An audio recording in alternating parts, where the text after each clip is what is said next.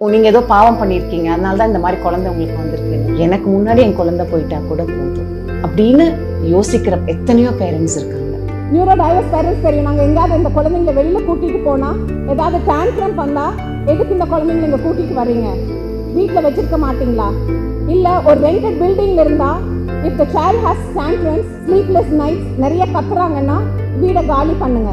இந்த மாதிரி நிறைய இஷ்யூஸ் இருக்கு, நிறைய விஷயம் இருக்கு. This is not just like எடுத்தோம் ஏதோ 2 வருஷம் பண்ணோம், என் குழந்தைக்காக நான் ஆரம்பிச்சேன் அப்படின்னு எல்லாம் இல்ல. எனக்கு நான் என் குழந்தைக்காக நான் மட்டும் நினைச்சிருந்தேன்னா இன்னைக்கு இந்த அகாடமியே இருந்திருக்காது. இந்த மாதிரி குழந்தைங்க இவ்வளோ பேர் இருக்காங்க. அண்ட் எவ்வளோ அழகான குழந்தைங்க இவங்க. பிகாஸ் என் குழந்தை இன்னைக்கும் சிரிப்பா, அவளுக்கு அழுவுன்னு தோணுச்சுன்னா அழுவா. அந்த ஒரு நடிக்கிறதோ பிரிட்டன் பண்றதோ எதுவுமே இருக்காது. அதே மாதிரிதான் இந்த மாதிரி இருக்கிற எல்லா குழந்தைங்களுமே. ஸோ இவங்களுக்கு எவ்வளோ அழகான ஒரு வாழ்க்கை கொடுக்கணும், இவ்வளோ அழகான பியூட்டிஃபுல் சோல்ஸ்க்கு அப்படின்னு நினைக்க ஆரம்பிச்சதுல இருந்தது தான் இன்னைக்கு இந்த 18 இயர்ஸ் அந்த ஒரு சிங்கிள் தாட்டுங்க.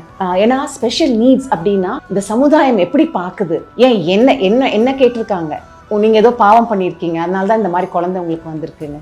பட் இந்த கண்ணோட்டத்தை மாத்தணும். நம்ம எல்லாம் ஒண்ணுமே இல்லை, உங்களுக்கும் என்ன. இப்ப நம்ம எல்லாம் ஒருத்தரை பாக்குறோம், மேல இருந்து கீழே பார்த்துட்டு இப்படிங்கிறக்குள்ள நம்ம ஜட்ஜ் பண்ணிடுறோம். இது நமக்குள்ளேயே நம்மள அறியாமே நடக்கிற ஒரு விஷயம். நம்ம என்னைக்காவது உட்காந்து யோசிச்சோம் மைண்ட்ஃபுல்லா அப்படின்னா நம்ம அதைத்தான் பண்ணிட்டு இருக்கோம். பட் இந்த குழந்தைங்க உங்களை பார்த்தா ஒன்னா சிரிப்பாங்க, இல்லைன்னா அவங்க பாட்டுக்கு அவங்க இருப்பாங்க. எப்படி பிறந்தாங்களோ, நம்ம எல்லாரும் அவ்வளோ பியூரா பிறந்தோம், அதே மாதிரி தான் அவங்க இருக்காங்க, அதே மாதிரி தான் அவங்க லாஸ்ட் பிரெத் வரைக்கும் இருக்காங்க. ஸோ இவங்களுக்கு இவ்வளோ அழகான சோல்ஸை, எவ்வளோ அழகான வாழ்க்கை கொடுக்கணும். And I want this society to look upon them, not look down. So அந்த ஒரு வெறி தாங்க இட்ஸ் ஸ்டில் டேக்கிங் மீ. ஏன்னா இதுதான் என்னோட லைஃப். இன்னும் நிறைய என்ன அடுத்தது என்ன பண்ணோம், எனக்கு என்னமோ இப்போ 18 இயர்ஸ் ஆயிடுச்சா அப்படின்னு திரும்பி பார்த்தா எனக்கு அப்படி தெரியல.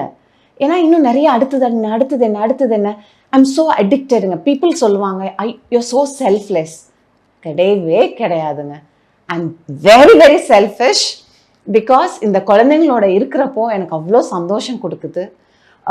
நைட்டு படுத்தேன்னா அப்படி ஒரு ஆனந்தமாக தூக்கம் வருது. அடுத்த நாள் காலையில் எழுந்திரிச்சு ஒரு வேகம் வருது, அடுத்தது என்ன பண்ணலாம் அப்படின்னு. ஸோ அப்போ இந்த குழந்தைங்களோட இருக்கிறப்போ எவ்வளோ எனர்ஜி எனக்கு கிடைக்குது.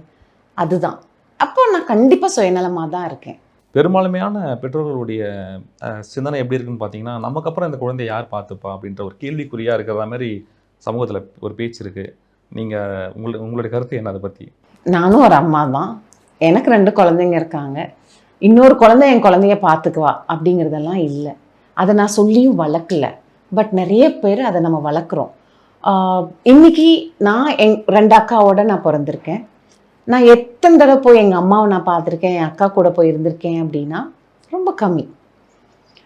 அதே மாதிரி தான் நாளைக்கு என் பெரிய பொண்ணுக்கு ஒரு வாழ்க்கை இருந்து அவள் அதில் பிஸியாகி நாளைக்கு அவளுக்கு ஒரு ரெஸ்பான்சிபிலிட்டியாக என் குழந்தை இன்னொரு குழந்தை இருந்துடக்கூடாது, ஒரு பேர்டனாக இருந்துடக்கூடாது. அவங்க அப்படி நினைக்க மாட்டாங்க. பட் அதை தாண்டி நாளைக்கு என்ன வேணால் நடக்கலாம். அப்போ இந்த மாதிரி பேரண்ட்டுக்கு, என்ன மாதிரி பேரண்ட்டுக்கு எல்லாத்துக்குமே நமக்கு அப்புறம் இந்த குழந்தை என்ன. சில பேர் எனக்கு தெரிஞ்சு எனக்கு முன்னாடி என் குழந்தை போயிட்டா பரவாயில்ல, இது மாதிரி ஒரு கொடுமையான ஒரு விஷயம் எங்களை மாதிரி ஸ்பெஷல் பேரண்ட்ஸுக்கு தான் அந்த மாதிரி எல்லாம் இருக்குது.